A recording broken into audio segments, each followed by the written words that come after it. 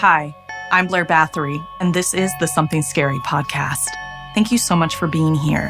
Whether this is your first time or you're one of the brave souls who join us every week. And we're back again with another video version of the podcast. I'm so excited to be doing this for you now, and we're working very hard to bring you one every week. So let me know in the comments how we can make it better. I read everything y'all say. And we're all Irish on St. Patrick's Day, right? We celebrate with shamrocks, leprechauns, and the promise of a pot of gold at the end of the rainbow. But beneath the emerald glow of Ireland's rolling hills lies something far darker. Ireland is steeped in legends, its curses woven into the clovers, its shadows home to the restless spirits. Some even say the devil resides there. So while you revel in the festivities, don't forget these urban legends lurking just beyond the light, waiting for you. First, the haunting of Loftus Hall, followed by Evil Never Rests. Finally, in our last story, the devil is with us. Before we get to our stories, I wanted to quickly ask if you would take a minute to rate and review this podcast. You can pause here and do it right now, or you can do it after you've listened. It's one of the many ways you can help Something Scary continue to grow, and it only takes a minute. I appreciate it so much, and so does the rest of the team. We are incredibly grateful for the support of all of our listeners. So, want to hear something scary? Shamrocks and shadows. Some places don't just remember a tragic past, they invite it back in, like in this story inspired by David.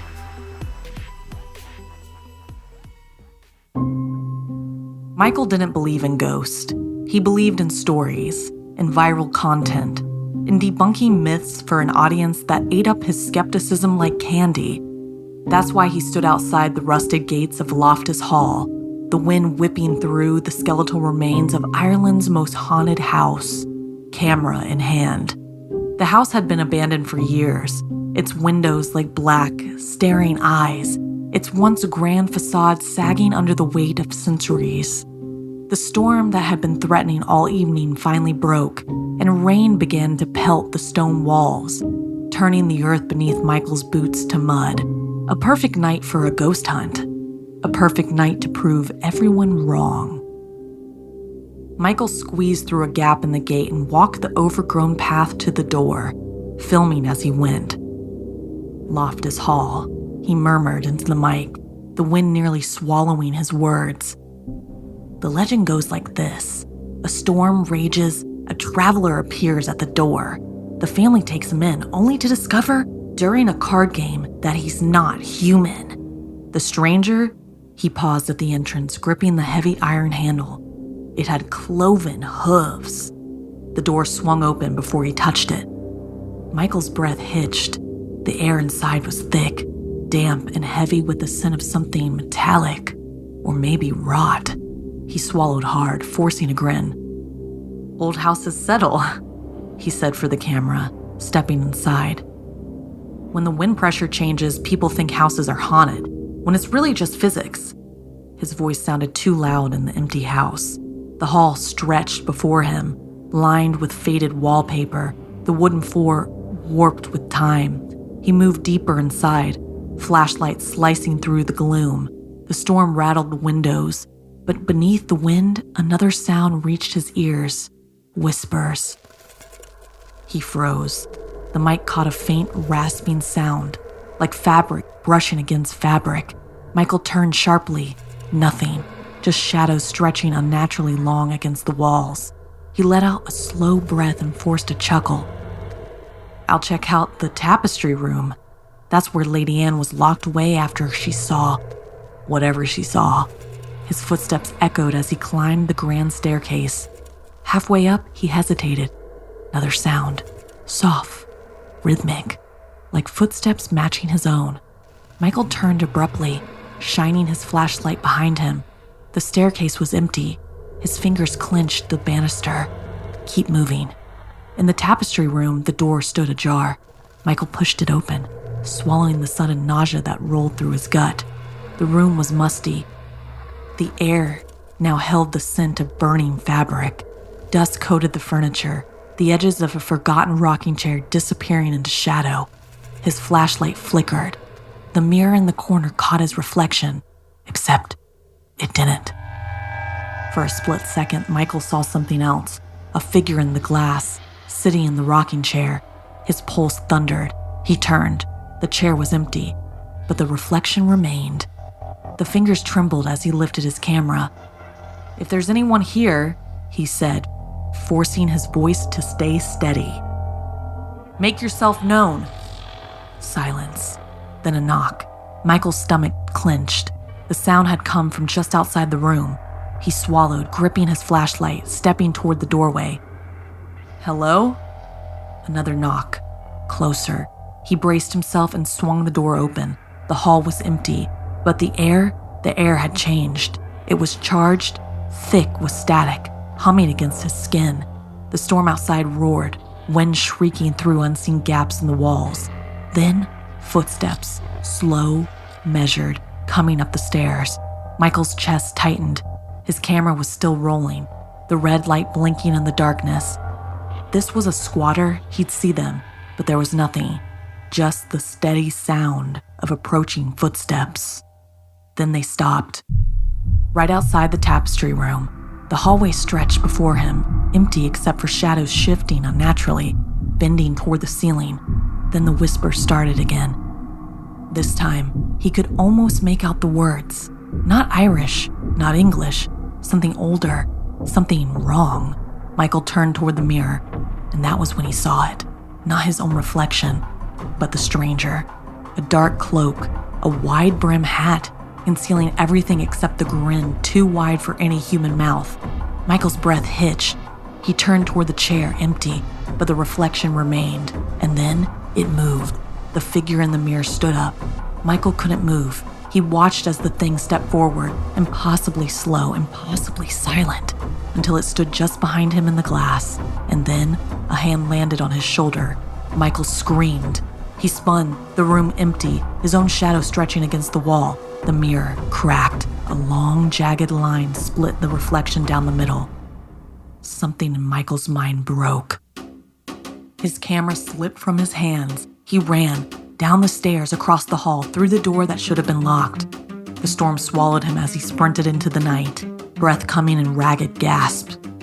He didn't stop running until he reached the cliffs, his heart hammering against his ribs. Behind him, Loftus Hall loomed, its windows watching, and in the highest window, the tapestry room window, something moved, a dark shape, a grin too wide, and then the knock came again, but this time, it was inside his skull. Michael's live stream ended abruptly. His fans watched in horror as the feed went dark. Days later, authorities found his camera abandoned in the tapestry room. Michael himself was discovered miles away, wandering aimlessly. He didn't remember what happened. He didn't remember how he escaped. But he knew one thing. The stranger hadn't left. And every night, in the silence of his room just before sleep, he heard a knock at the door. What would you do if you had heard a knock at your door in the dead of night when you knew no one was there? Would you be brave or curious enough to go visit Loftus Hall in Ireland? Has anyone ever visited there? If so, tell us your story by sending us an email at somethingscary@snarled.com or leave us a comment here on Spotify or over on our YouTube channel.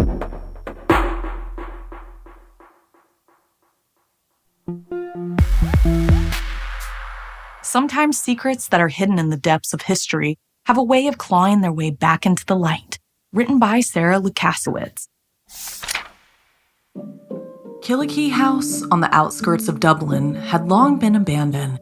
Its crumbling stone walls and overgrown trees, once a lavish estate, it was now said to be haunted by rumors of occult rituals and the presence of a creepy, massive black cat with glowing red eyes. The legend claimed the cat was no mere animal, but a demonic force tied to the Hellfire Club's dark ceremonies in the 18th century. Over the years, locals spoke of strange occurrences, of the cat's gaze following them in the woods, of sounds at night, but few dared venture close enough to confirm the tale. Aidan O'Connor, a quiet history professor at a nearby university, had never given much thought to the stories. He had inherited a small piece of land near the estate. Nothing spectacular, a few acres of forest, a small farmhouse, and a distant view of Killakee House. His life was routine, teaching, reading, the occasional pint at the local pub. That was until his estranged sister, Maeve, returned after a decade of living abroad. Maeve had always been restless, searching for something she couldn't define. She often spoke of dark dreams and a nagging sense of being drawn to places she shouldn't go. Her return, however, seemed different. She was ill, both physically and emotionally drained. Doctors found no explanation for her sudden decline. When Maeve moved in with him, Aiden didn't question it. He just wanted to help. But soon, things began to change. Maeve spoke in her sleep, murmuring about a watcher, about eyes that followed her, about a cat in the woods waiting for something. At first, Aiden thought little of it. But soon Maeve grew more distant, pale, and haunted. She would stare at the woods for hours waiting for something to emerge. Worried, Aiden decided to take her to the doctor. But before they could leave, Maeve vanished. Hours later, she was found at the edge of the forest, near the ruins of Killakee House, staring at its darkened windows in a trance. She whispered, "He's coming. The cat is coming." Desperate, Aiden researched the history of Killakee House. He uncovered old accounts of the Hellfire Club's occult practices, rituals said to have summoned a powerful demon, a black cat with glowing red eyes, who haunted the mansion and its surroundings. The cat was said to possess those who ventured too close, driving them mad before claiming their soul. Aiden couldn't dismiss what he found. He returned to the woods that evening, hoping for answers. As dusk fell, the air grew unnaturally still, and then he saw it. A massive black cat appeared on the edge of the clearing, its eyes glowing like twin embers, watching him with a knowing gaze. Frozen, Aiden felt a strange pull to approach the creature, to step into its gaze. He wanted to run, but his body refused to obey. Maeve's voice echoed in his mind. "The cat is coming, Aiden. He'll take you. He'll take us both." Summoning all his strength, Aiden broke free from the cat's gaze and fled, not daring to look back. Maeve was never the same after that night. She became more withdrawn, her eyes constantly scanning the woods, waiting for something or someone. Aiden, too, found himself drawn to Killakee House, unable to resist wandering the woods at night, as though the land itself called to him. The black cat of Killakee House was no longer a myth. It was an entity, a force that had never truly left, and now, it seemed, it had chosen them. Weeks passed. Maeve's eyes grew dark and glassy, and her body trembled as if clutching something unseen. Her voice was a low whisper, repeating the same phrases. "He's watching. The cat is here. I'm ready." Aiden couldn't break through her madness. She wouldn't leave the house, staring out the window for hours, her gaze fixed on Killakee House. One stormy night, Aiden returned to find the house eerily silent. He called Maeve's name, her voice laced with dread. When he found her, she stood in the living room, staring out the window with the same vacant expression she'd worn for weeks. But this time, she wasn't alone. The black cat was there. It stood in the shadows behind her, its sleek body blending with the darkness, the faint red glow of its eyes the only sign of its presence. Maeve's hands gripped the air as though holding onto something or someone who wasn't there. "Aiden?" Maeve's voice rasped. Her back turned to him. It wasn't quite her voice. It was distant, twisted, foreign. "He's here." Aiden's heart froze as his eyes flicked between Maeve and the shadowy form behind her. The cat's eyes locked onto him, predatory and calm. Its body was large, more shadow than creature, moving with an unnatural grace. Aiden stepped closer, shaking Maeve's shoulder. Her head jerked to the side, and when she looked at him, her dark eyes glowed with a familiar red hue. "It's me, Aiden," she whispered, but the words were wrong. I've always been this way. The truth hit him like a blow to the chest. Maeve wasn't just under the cat's influence. She had become it. Her face melted, features distorting and stretching into the contours of the beast's own. Her limbs elongated unnaturally as though she was merging with the dark force. The eyes staring at him were no longer hers but the cat's, cold, cruel, and filled with malice. "No, Maeve!" Aiden's voice cracked, horror rising within him. "Please, no!" The cat let out a guttural growl, its massive form rippling as it moved toward him. Its eyes never left him. "He's waiting for you." Maeve's voice came again, distant. "He's always waiting." Aiden stumbled backward, heart pounding. He turned to flee, but the cat was faster. It blocked the door, filling the room with a suffocating presence. In a final desperate attempt to escape, Aiden turned to run, but he never made it far. The last thing he saw before the darkness overtook him was Maeve. No, the cat in the doorway, its glowing red eyes filled with hunger. The next morning, the house stood silent. The storm had passed, leaving only the heavy stillness of the woods around Killakee house. The cat was gone, but its presence lingered, an undeniable imprint on the land. Maeve and Aiden were never found. Some say they hear scratching at the door at night, faint whispers in the wind like a cat calling from the shadows, waiting for the next lost soul to wander too close. And sometimes, on moonless nights, when the wind is quiet, you might glimpse glowing red eyes lurking just beyond the trees, waiting. Have you ever felt like you were being pulled towards something you couldn't understand, yet couldn't resist? And have you ever had a cat that terrified you?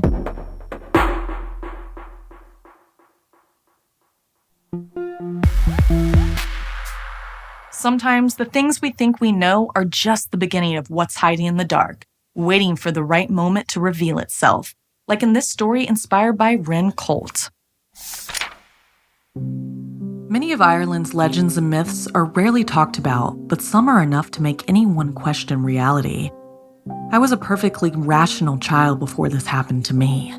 I was about 12 when it all started. Growing up in a secluded part of the Irish countryside, I spent most of my time riding my bike, surrounded by endless fields and thick forestry. The nearest houses were my uncle's place and a few others nearby, but other than that, there was no one for miles. It was a peaceful, quiet existence, too quiet sometimes. I'd always bike up the hill near our house, past a crumbling stone wall, through the thick overgrowth, and all the way up to a small abandoned schoolhouse. It was the same route every day, familiar and comforting, until one day, it wasn't. It started with a strange feeling in my stomach, an odd twisting sensation, like I had swallowed something cold. I was rarely sick, so this felt wrong, but I thought the fresh air and a bike ride would clear my head, so I geared up and headed out. As I passed my uncle's house, the unease grew. The air felt colder, even though it was a warm afternoon. The wind was still, but there was a tension in the silence. Then I saw it. The stone wall had been knocked down. It wasn't the first time. It happened often enough, as sheep tended to tear down fences when they were restless. But this time, something was missing. No sheep, no sound, not a single bleat, no stomping hooves. It was dead silent. I got off my bike and approached the broken wall, my eyes scanning the area. That's when I saw it. Black fur tangled in the wire. Thick, dark fur that wasn't from any animal I knew of. There were no wolves in Ireland, and no black sheep either. I bent closer to inspect it. The fur was strange, almost unnatural, as if it had been carefully placed there, rather than torn off by a careless animal. The cold in the air deepened, wrapping itself around me, and I couldn't shake the feeling that something was wrong, but I shrugged it off and kept biking, trying to ignore the knot tightening in my chest. The next day I returned. This time, I didn't tell anyone. not my brother, not my cousins. It felt like I was being drawn back there, even though every instinct told me to stay away. The wall was still knocked down. The gap yawned wide, as though it had been waiting for me. I hesitated, but my curiosity won over. The air grew even colder as I stepped past the ruins of the wall. The trees loomed over me, casting long shadows that seemed to reach for me, even though the sun was still high in the sky. The path ahead was choked with brambles and thorns, making it hard to move quickly. The cold seemed to seep into my bones, heavier now, as though the land itself was holding its breath. And then I heard it, a laugh. A soft tinkle, like the faintest of giggles. It echoed through the trees, so faint at first that I wondered if it had been the wind. But no, it wasn't the wind. It wasn't the leaves. I froze, my breath caught in my throat. I tried to shake it off. Maybe it was an animal or just my mind playing tricks. But as I moved forward, the laughter came again, louder this time. It wasn't the playful sound I had imagined. It was cold, mocking, and wrong. It made the hairs on the back of my neck stand on end. Something inside me whispered, "Get out of here." I pushed forward, my heart pounding in my chest. I came across a sheep's skull, half buried in the dirt. It wasn't uncommon. Sheep died all the time out here, but this was strange. Its eyes were hollow, but the way it had been placed, so perfectly arranged, felt wrong, too deliberate. The ground around it was soft, the grass wet from the rain. But I couldn't shake the feeling that the skull hadn't been here by chance. Something had placed it here. I stepped back, the knot in my stomach tightening. I needed to leave, but as I turned to head back, I heard the laugh again, unmistakable now, right behind me. Not in the distance, but close. So close it felt like it was coming from inside my skull. I spun around, heart racing, but there was nothing there, just the thick shadows of the trees and the suffocating silence. I continued walking, my steps quickening as I reached a small clearing ahead. Finally, the trees parted, and the sunlight broke through, but it didn't feel like relief. The air was thick, oppressive, as if the sun could never fully pierce the darkness here. The ground squelched beneath my boots, soaked from the dew, but I didn't care. I just wanted out. Then I saw it. The thing that would haunt my dreams forever. It was huge, taller than any animal should be. Its body was covered in thick, black fur, but its limbs, its arms, were too long. They stretched unnaturally, reaching out like twisted tree branches. And its face, God, its face. It grinned at me, its mouth wide and disturbing, showing teeth, some human, some not. The gums were dark, like they hadn't seen the light of day in years. Its eyes gleamed at me in horror, like it had been waiting for me, watching me for a long time. It didn't move at first, just hung there in the trees, staring at me. I froze, paralyzed by fear. The laugh came again, but this time it was a sound I can't describe, something inhuman, full of malice, reverberating through my skull. The air grew colder, a biting frost that made the breath freeze in my chest. I could barely feel my legs, but somehow, I didn't care about anything. I ran, stumbling through the underbrush, my breath ragged in my throat, my legs aching with the effort to escape. I didn't stop until I reached my house. My hands were shaky as I slammed the door behind me, locking it with trembling fingers.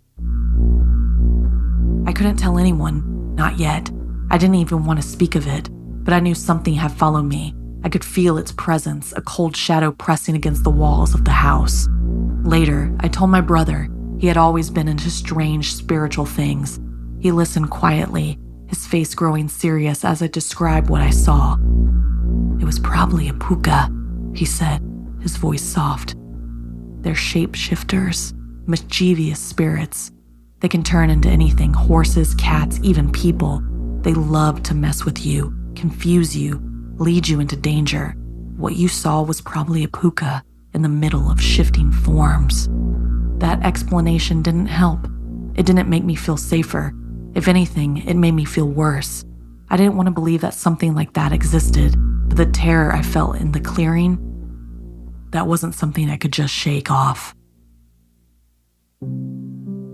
The laugh still echoed in my mind, and the image of that creature, its twisted limbs and grotesque grin, haunted me every night. Sometimes I still feel it watching me, waiting. I don't know if it's really the Púca or something else entirely. All I know is that I'll never ride my bike up that hill again. And sometimes, when the night is still, I swear I can hear the faintest giggle on the wind.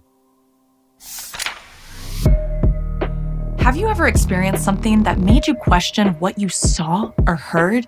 Are you familiar with other shapeshifters? Do you know about the Púca?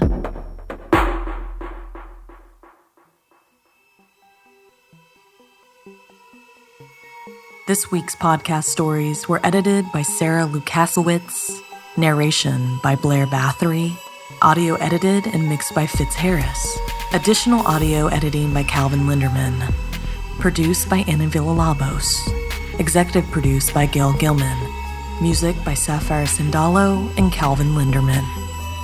If you have a story you'd like to submit, send me an email at somethingscary@snarled.com. Don't forget to watch the video version of Something Scary over at youtube.com/snarled. And if you'd like to support the show and everything we do at Snarled, join our Patreon at patreon.com/snarled. As always, witches, thanks for joining me. I hope you enjoyed this week's stories and the video version. I'll see you next week. Sweet screams.